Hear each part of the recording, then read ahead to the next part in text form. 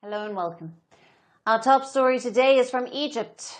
The African nation is hosting the Gaza Peace Summit.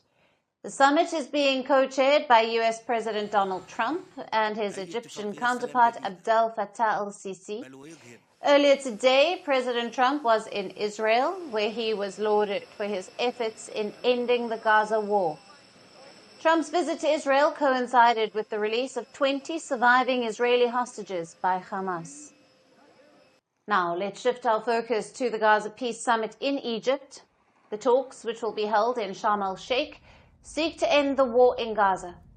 According to the Egyptian Foreign Ministry, a document ending the war in Gaza Strip is expected to be signed during the historic gathering.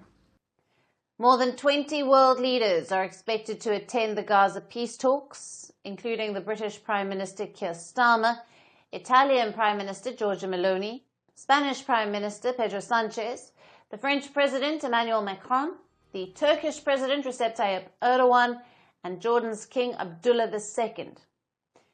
Indian Minister of State for External Affairs Singh will also be attending this event in place of Prime Minister Narendra Modi. Now, Israeli Prime Minister Benjamin Netanyahu has said that he will not be able to attend the summit. While Hamas and Iran have opted out of the talks, Palestinian President Mahmud Abbas, who is a rival of Hamas, will be attending the summit. The summit comes after Israel and Hamas agreed to the first phase of the Gaza peace plan, brokered by Trump. And along with the US, Qatar, and Turkiye, Egypt has been a key mediator in these efforts to end the nearly two-year-old war in Gaza.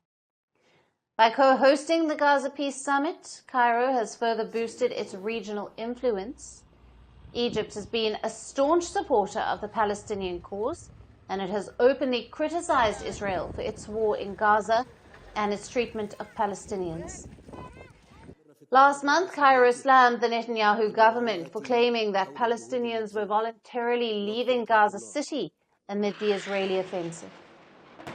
Now, since the war broke out between Israel and Hamas in October of 2023, most of the African nations have stood resolute with Palestine.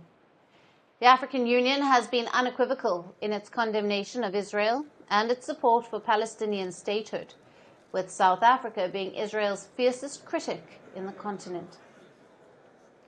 In December of 2023, South Africa filed a genocide case against Israel at the International Court of Justice over its offensive in Gaza. Israel's top ally, the US, has opposed South Africa's genocide case under both the Biden and Trump administrations. This year, President Trump even cut financial aid to South Africa and imposed a 30% tariff on the country. But that could not deter South Africa from criticizing Israel. While welcoming the Gaza peace plan, Pretoria has yet again expressed support for the right to self-determination of the Palestinians. While Israel barely has any friends on the continent, despite its diplomatic overtures, South Sudan has always been a staunch ally of Israel. South Sudan and Zambia were part of 6 African countries that abstained at the first UN resolution vote condemning Israel's assault in November of 2023. A month after the war in Gaza began. Now, back in August of this year, South Sudan denied holding discussions with Israel about the potential resettlement of Palestinians from Gaza in the East African country. This followed reports of Israel and its top ally, the US, approaching African nations like Sudan, Somalia, and its breakaway region of Somaliland to resettle displaced Palestinians.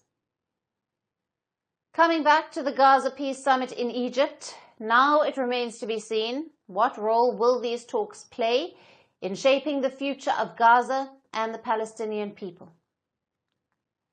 For more on this, we have with us Mekki Al-Moghrabi, the international relations analyst, who is joining us live from Cairo. Welcome to Firstpost Africa. Welcome for Firstpost Africa, and welcome for you, Alyson. Thank you.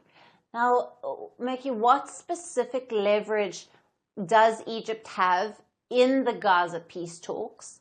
And how does its relationship with Washington and regional Arab powers impact its effectiveness in brokering a ceasefire? The summit, Sharm el-Sheikh summit, confirmed again the leverage of Egypt in the region and its regional importance.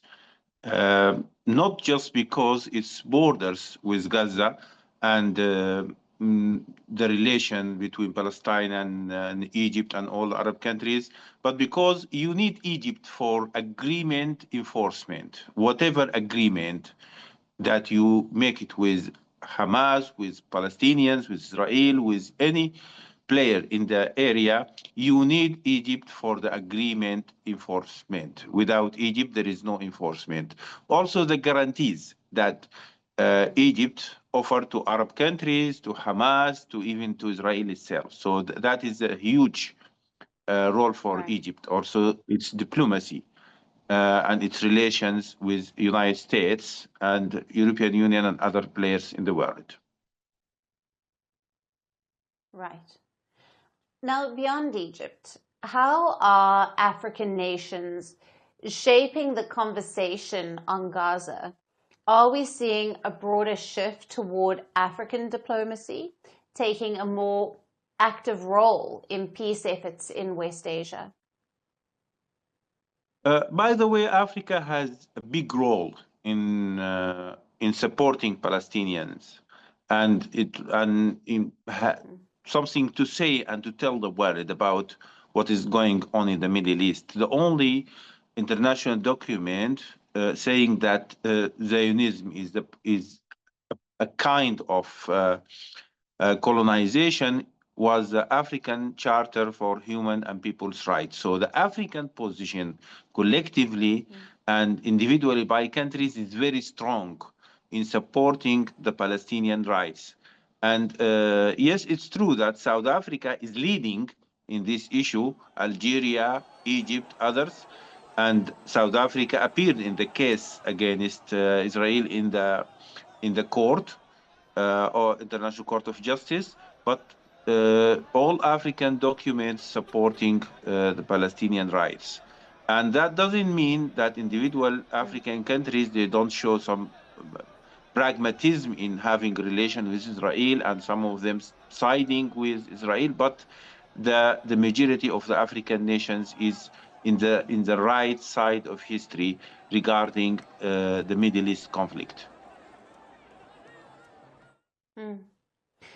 And with world leaders, including US President Trump, attending the summit and co-chairing it with the Egyptian president, to what extent can Egypt ensure that the peace framework reflects Africa's own perspectives on justice, sovereignty, and humanitarian protection, rather than being driven solely by Western power dynamics? The best thing in Sharm el-Sheikh summit regarding Trump's and Africa, actually we need to fix and to support Trump's Africa policy. People, whether they like Trump or they don't like Trump, Trump is the president of the biggest country in economy, in power, in military. So Africans, they need to have a good deal with Trump. And the good thing in the summit that Trump now is looking to the region with the right angle. When he looks at Gaza and Palestine through Egypt and through the neighboring countries, that is better than to look through other countries or to look through small groups that supporting Israel in the United States, whatever Israel is doing, even against the United States itself. So that is a good thing happening now in the Sharm el-Sheikh summit, and that also I think that could be good for Africa, Trump's Africa policy, as I mentioned, because now Trump can look at Africa through Egypt also, through Algeria, through South Africa, through African countries, not to look to Africa through different and wrong angle. And Egypt has also a good role in African issues, not just Middle East conflict. Also in Sudan, Egypt led the African Peace and Security Council and brought them together in Port Sudan, and at that time Egypt was the president of the council, and then they led solution and the roadmap of having peace in Sudan. So that could be matching with Egyptian role, that putting Trump Africa policy in the right track.